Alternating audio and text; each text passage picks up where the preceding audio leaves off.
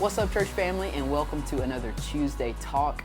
Our assigned reading was Luke chapter 12, verses 16 through 21. It was the parable of the rich fool. And maybe you've already read it, but I want to go just a few verses before our assigned reading and provide a little context on to whom and kind of the situation around Jesus before he shares this parable. So Luke chapter 12, beginning in verse 13, says, someone in the crowd comes up to Jesus and says, "Teacher, tell my brother to divide the inheritance with me."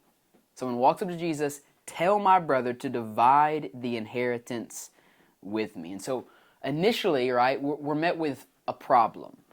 And the problem is that Jesus has in front of him this man who is full of covetousness. And we know it's covetousness because Jesus says, "Man, who made me a judge or arbitrator over you?" And he says to them, "Take care and be on your guard against all covetousness, for one's life does not consist in the abundance of his possessions." And so we have this problem. This man is very covetous of his brother's possessions. He wants his brother to divide the inheritance with him.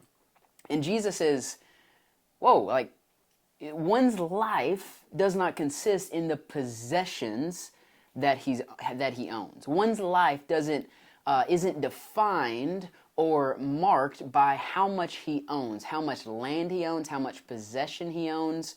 Life is about so much more than that. And so he goes from the problem to tell a parable of a rich fool. And so this parable, Jesus says, here's the parable. The land of a rich man produced plentifully. And he thought to himself, "What shall I do? For I have nowhere to store my crops." So he is rich beyond measure. And the man says, "I'll do this. I'll tear down my barns and build larger ones. And there I will store all my grain and my goods. And I will say to my soul, 'Soul, you have ample goods. You have a lot of goods stored up for many years.'" So here's what the rich man tells himself: relax, eat, drink, be merry. Hey, you've worked hard. Look at all this stuff you have. You need a bigger barn just to fit all the stuff you have. And so just eat, drink, be merry, relax, have a good time, right? You've stored up all these goods on earth. You've made it. But God says to him, "You fool. This night your soul is required of you, and the things you have prepared, whose will they be?" And so Jesus says, "So is the one who lays up treasure for himself and is not rich toward God." So you see, we get this problem. You got a covetous man. You get this parable, which is teaching about a rich man who is foolish with his time, with his possessions, with his money. And here's the point that Jesus is teaching you, me, and the man who was full of covetousness. Our life is so much more than the things we can hoard up for ourselves here on earth. Our treasures cannot be the things of this world. I've always loved this illustration. When you think about a funeral, you see a funeral procession. You got a hearse at the front of the funeral procession, and what is never behind the hearse? A trailer full of that person's stuff, or maybe lack thereof. You want to know why? Because on the day of your funeral, it won't matter how much stuff you had. It won't matter how big your barns were. It won't matter how much money was in your bank account. What will matter on that day? Not was this world your treasure, did you have treasures in this world, but was Jesus your treasure? And so friends, what I want to ask you is that very question. Is Jesus Christ your treasure?